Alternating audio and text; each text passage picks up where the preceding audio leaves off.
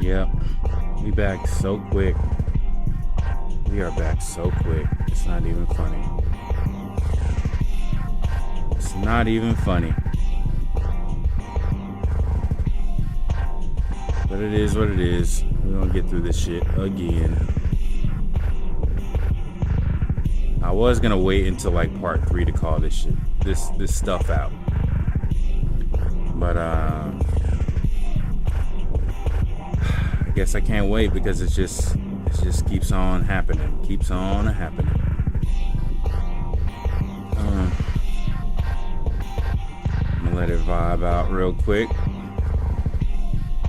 Hopefully my audio is better this time, but we gonna see. We gonna see.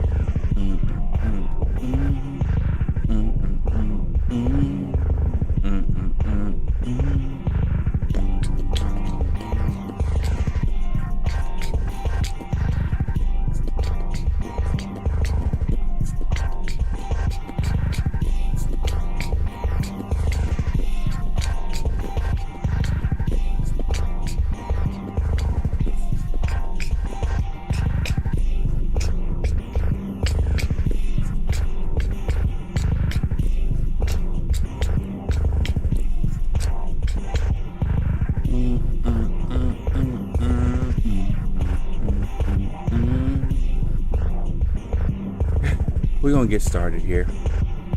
Let's get into the hack. Shouts out to YouTube. You're a janky co-publisher. Narrative builder of white supremacy. It's all gravy though. It's all gravy. Alright, let's get into it. Let's get into it. Let's get into it. Let's get into it. Let's get into it. Let's get into it. Let's get into it. Let's get into it. Let's I got the I got the Let's go. There we go.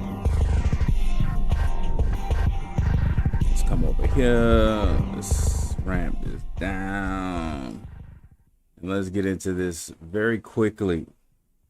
So, Professor Black Truth, aka Night School substitute teacher False, has been putting out these little series.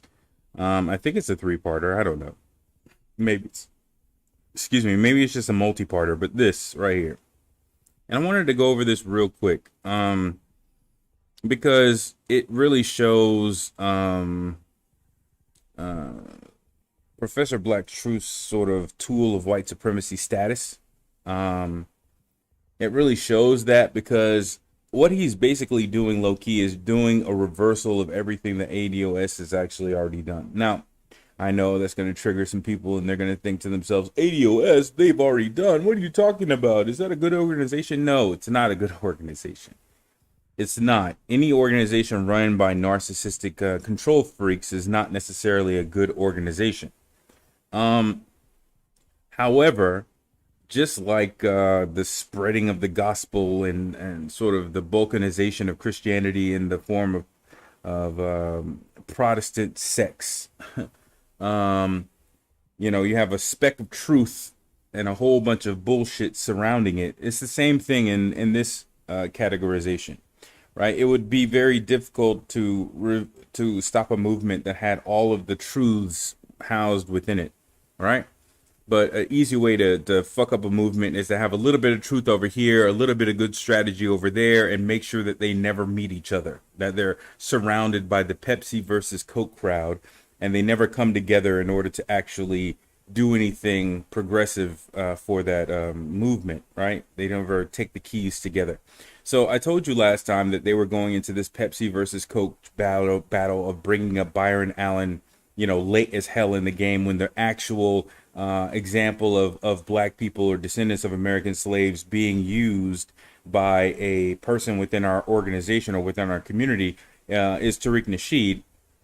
But they brought that up in order to again have this little back and forth debate between the B1 brigade and ADOS. But when you go into these little videos, and I'm gonna go into it briefly, right? He's basically balkanizing the work of ADOS, which is sort of asinine and stupid, to be honest. We'll go into it a little bit, and I can sort of show you what I'm talking about. I want you to think about that. Because whenever people try to envision the great railroad systems, the Deep South doesn't come to mind, but that's mainly because part of how white supremacy works is you drop things down the memory hole. William Thomas added that the railroads' demand for black slave labor was so high that they caused the price of slaves to go up throughout the entire region. Now imagine that. The railroads caused a slave shortage because that's how many black people that they were forcing to work for them. Okay. But then there was the question of how much revenue. Wait. Okay. Who cares? Blah, blah, blah, blah, blah. He's talking about the railroads. Okay, cool. All right. So they were still able to demonstrate how they pulled the rail lines back into shape. At a point when most men their age are either in a rocking chair or a wheelchair, these men are demonstrating work that they did decades ago, showing that even the rail lines weren't strong enough to break a black man's back. Pretty much the only jobs that black men were prohibited at that time to have any part in was being a conductor on the train, but other than that, black men did practically everything else. Black people were also forced to build a number of the piers, docks, and ports of the United States. Through what? And it should be noted that a number of those rail lines and ports and docks are still in use to this very day. Through what? And just as with the banks, a number of those railroads wound up either being gobbled up or merged with some other rail lines or some other business. Get to a point. A few of whom are still around in some form or another. Oh, get to your point. Very present. Get to your point. There were a lot of entities at all levels who were making a killing every single day off of the enslavement of our people and the free labor that we were forced to produce. So what do you say? While they were riding the railroad, we were the ones being railroaded. Okay, beautiful. That's the reason why we are not dropping the issue of the reparations that we are owed. From who? It's time that all of these profiteers from slavery were put on notice that their gravy train just derailed. Shut the fuck up. So basically what he wants to do is he wants to go around and do individual lawsuits through to actual companies, right? He wants to basically try to upturn statute of limitations when it comes down to a civil suit against an organization. He wants to go through mergers and acquisitions going all the way back to the 1860s, and whether or not any sort of entity or business entity in the 1860s actually has liability. The easiest defense to any and all of this is that it was legal at the time that it was performed. But this dumbass wants to advocate for, I don't know, we should sue the rail lines. We should sue the people, the companies that. Okay, so let me unpack this a little bit. Let me just unpack this a little bit. The reason why it's a stupid ass idea is because you cannot sue enough companies and get enough recovery in order to actually have any practical use for any sort of money. Let's say you're able to do a class action lawsuit. Let's say the standing issues are handled. Let's see, the jurisdictional issues are handled. Let's see, the statute of limitation issues are handled. Let's say you go to trial, you go to jury trial, you are awarded damages, and let's say you actually collect. Let's say they don't immediately file bankruptcy and you actually collect. Okay, well, where does that money go? Does it go back to the people in forms of $5 checks? $10 checks, $100 checks to 40 million black people, to 40 million descendants of American slaves. And then we say, what? We're going to hold over about $5 out of your $100 for us to sue another company and do the same thing over again. Get the fuck out of here. And then what happens to the companies that you can't sue fast enough because they decide to leave the country? They decide to disband or disassociate their company or have it dissolved in such a way that it can't be sued. Like they go out of business and sell it to a completely sell their parts over to a separate company, and it's not really a merger, and they didn't really acquire their debts. Well, what happens then? How many people can you sue before the business environment adapts to the fact that lawsuits like this is actually occurring? Let's say you sue the rail lines as a group, as a class action suit. Let's say you enjoin all the other parties into this lawsuit, right? Okay, cool. It worked. Okay, cool. Then what? Right? So let's back up to ADOS, right? So ADOS as a movement sucks. And the reason why it sucks is because I believe that Yvette Carnell and Antonio Moore are narcissists who are basically control freaks. And because they're narcissistic control freaks, they failed to do two things at the beginning of their movement, which would have been very powerful and would have allowed for their movement to have a lot more legitimacy than it has today and a lot more followership than it has today.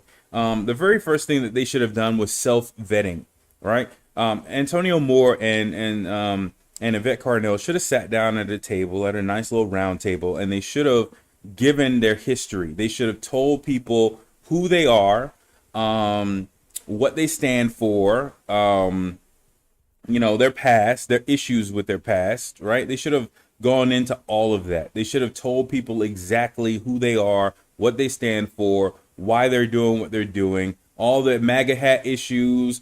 Antonio Moore should have went into his prosecutorial background. He should have actually showed the photo. He should have explained it and apologized. And they should have ended that whatever that segment is or that episode was. They should have ended that with both of them saying that, hey, our movement is more important than us. If we are not the people to lead this going forward because of our past, because of our histories, then that's fine. We want to be an active participant in the movement, obviously, but we want to make sure that we, first and foremost, vet ourselves to our community, right? To make sure that we're responsible, that we let you guys know our mistakes. We let you guys proactively know what our problems were, where our past issues were, and that we are no longer like that today. We see the issues with that today, right? And we want to make sure it's clear to y'all where we used to stand and what mistakes we used to make, right? As a part of that process, it would have been very advantageous to the movement for them to not associate themselves with Tariq Nasheed. Another reason why they didn't do that sort of come to Jesus moment early on in the movement in order to allow people to know who they are is because they were just clout chasing.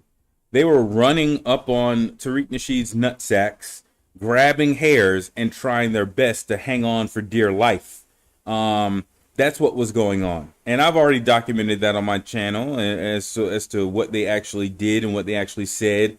Once again, their night school substitute teacher false contemporaneously. I did so in the moment. I did so almost damn near 2 years ago at this point. Same thing with you, the bitch.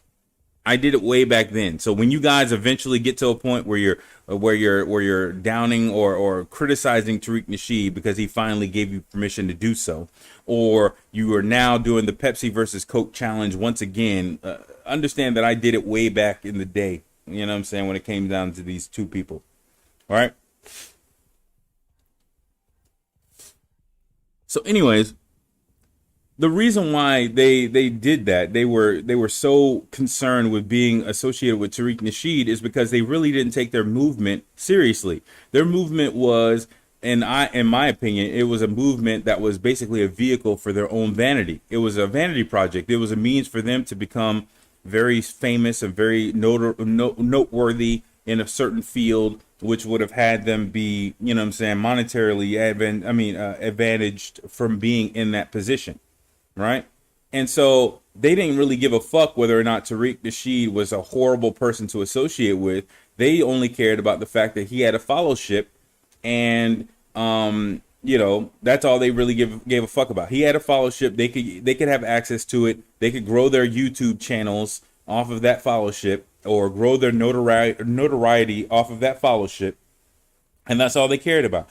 It's also evident in the newspaper articles. The newspaper articles back in the day were horrible towards ADOS, but you had Yvette Carnell and Antonio Moore grinning and skinning off of the fact that they just were mentioned by white people in the news. Oh my God, we got an article. Look. And the article, when you actually read it, is like tearing ADOS a fucking part and tearing the movement apart. But you see Yvette Carnell skinning and grinning, holding up an article as if that article is the best thing since sliced bread, just simply because a white person patted her on the top of her head.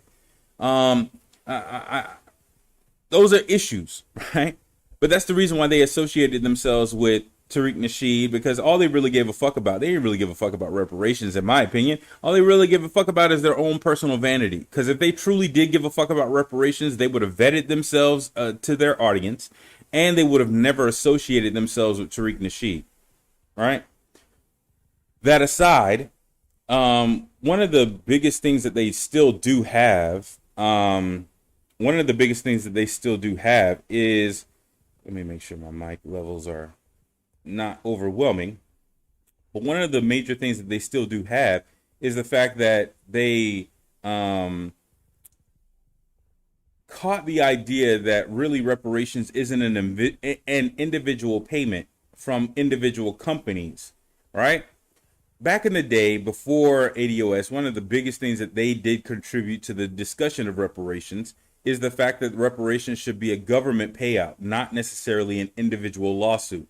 In the times of like Rainbow Push and the Al Sharpton grifters and the Jesse Jackson grifters, reparations was thought of as a lawsuit against specific companies like insurance companies and other companies that still have a lineage of existence between slavery and now, right? It was thought to be, well, this company benefited from slavery, so let me sue this company. And that mindset came out of those grifters like Jesse Jackson and all those other individuals, Reverend Al Sharpton, and all those other individuals sort of pushing that onto the sort of collective consciousness of black people, because that individual lawsuit is literally their wet dream. The only people who are actually going to get paid in that regard are the actual, camera faces of like the notable faces in front of the camera, like the Ben Crumps of the world would benefit from that. The Jesse Jacksons, the Al Sharptons, the what's that little chick's name? I forgot. It starts with an S. It'll probably come back to me. A little chick who basically was talking shit about Tamir Rice's mother. That little chick. Like it only is a vehicle for those individuals to get notoriety and money. It's not really a way for black people or descendants of American slaves as a whole to get reparations. And ultimately, the best argument that those companies are going to have in that situation is they're going to say, well, guess what? It was legal when we did it.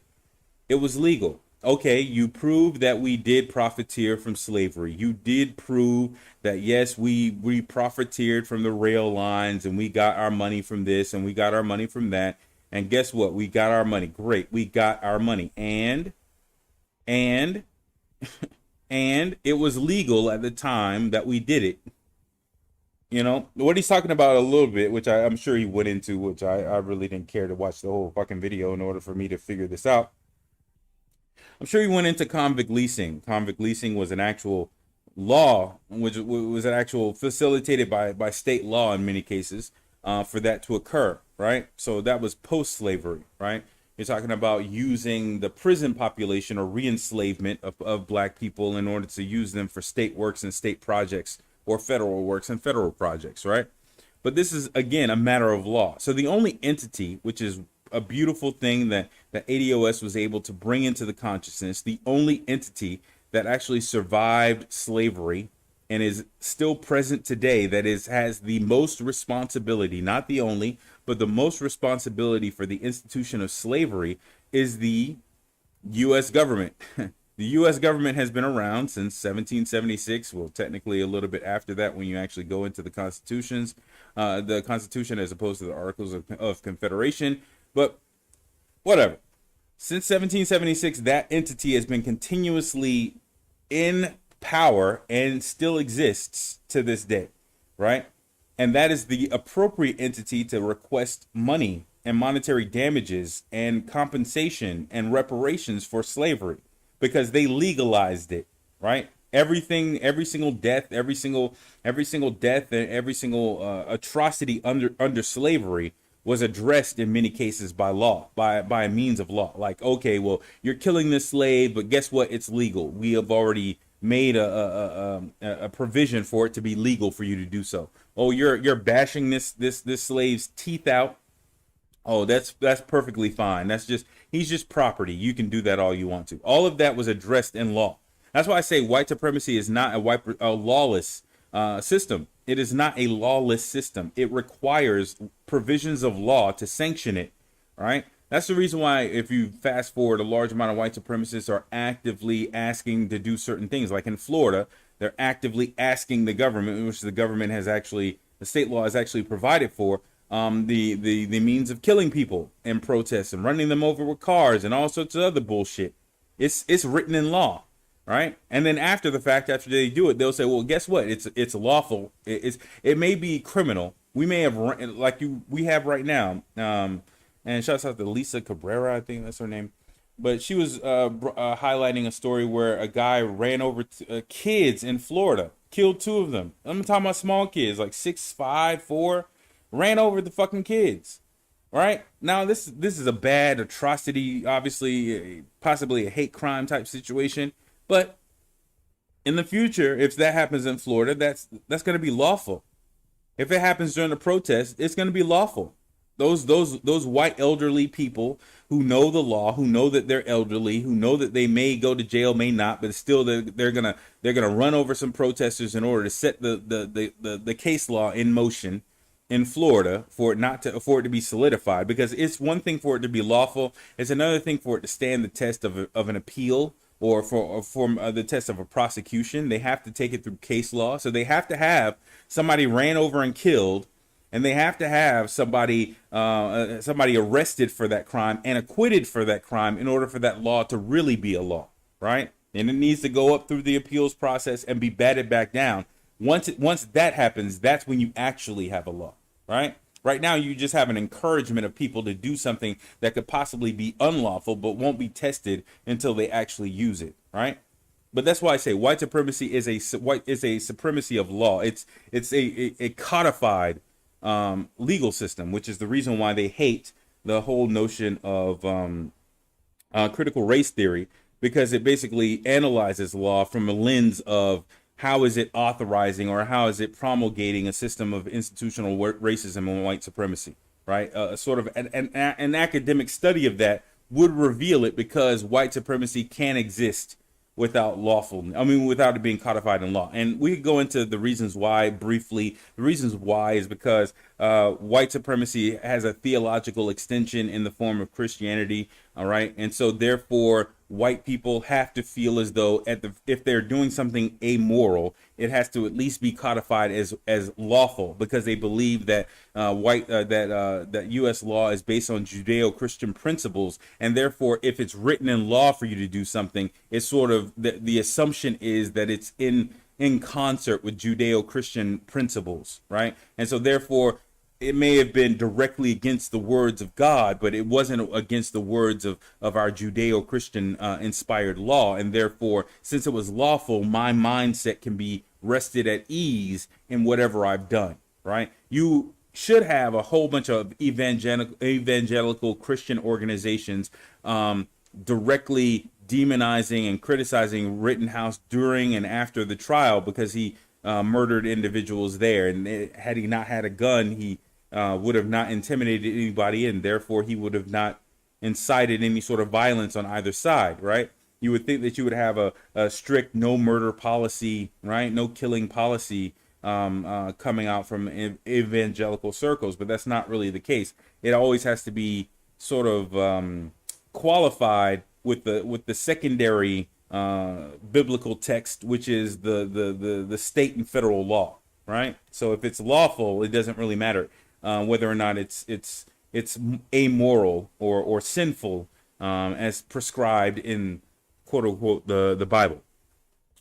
But going back to that, what I'm saying is the U.S. government is the appropriate entity to demand reparations, not railroad companies, not insurance companies, not all of this other bullshit. But this little bastard, night school teacher or night school substitute teacher False, has to do this. He is an agent of white supremacy. The reason why he's doing what he's doing is because it serves white supremacy. So getting everybody's mind on, well, yeah, we should sue this company and we should sue that company and we should sue this company and we should sue that company gets away from the whole notion that the real responsible party is the U.S. government, which codified the institution of slavery as lawful in law, in direct law, right?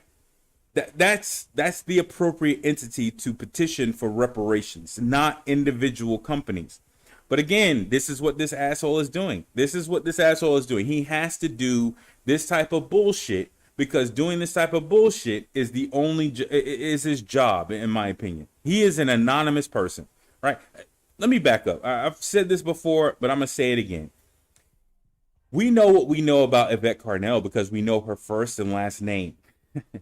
We know her first and last name. We know about her, and therefore we know her history. We know her future in certain aspects because we can sort of be predictive about her future based off of her past actions, right? We can do the same thing with Antonio Moore. We know his past, we know his present, and we can therefore predict his future within a cone of possibility, right? You don't know this motherfucker. You don't know anything about this night school substitute teacher false. You know nothing about this individual. He could be a whole white man. And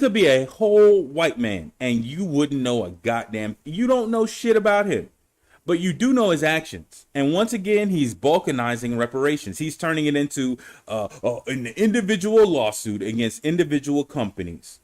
Great. That's 1990s logic that got us nowhere. But this individual now wants to jump his ass into the fray of reparations, and his manner of doing so is to reintroduce old logic. Oh, God. Y'all better stop following this guy. Y'all better stop. Y'all better stop. Y'all better put on y'all critical hats. You know what I'm saying? Your thinking caps and think to yourselves about whether or not this individual is a decent individual, whether or not he has your best interests at heart, because this type of bullshit is going to affect you. It's going to affect your kids. It's going to affect your grandkids. This type of reintroduction of balkanization of reparations that all of a sudden we got to go back and start having individual lawsuits against individual companies as opposed to doing the actual work of demanding that directly from the U.S. government, the only entity that actually legalized it, is stupid. It's regressive. But we can add that to the list of shit that he's doing, right? So entertainerizing black struggle is one thing that he's doing. Militarizing the black empowerment space is another thing that he's doing. And we can add balkanization of reparations into it as well as like ignoring micro-occultism in the form of FBA, but we can add all that shit to the list. Y'all better stop following